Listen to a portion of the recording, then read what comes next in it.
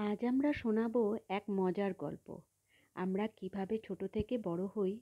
তুমি কি জানো, এক সময় তুমিও একদম ছোট্ট ছিলে। আসো দেখি কিভাবে আমরা আস্তে আস্তে বড় হয়ে যাই। প্রথমে আমরা একদম ছোট্ট টুকটুকে বাচ্চা থাকি। তখন আমরা শুধু খাই, ঘুমাই আর মা বাবার আদর নেই। তারপর আমরা ধীরে ধীরে হামাগুড়ি দিতে শিখি। মা বাবা তখন আমাদের নিয়ে খুব মজা করেন। একটু বড় হলে আমরা হাঁটতে শিখি।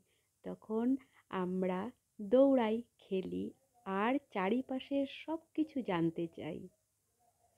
তখন আমরা কথা বলতেও শিখি। মা বাবা, টাটা, এই সব মজার শব্দ শেখা শুরু করি।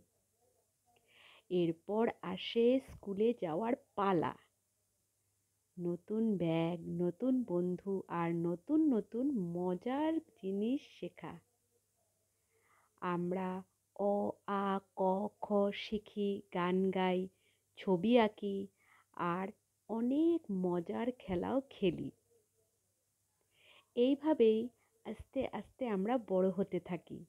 নতুন নতুন কাজ শিখি, আরও দায়িত্ব নিই। কিন্তু ছোটবেলার মজাটা কখনোই ভোলা যায় না।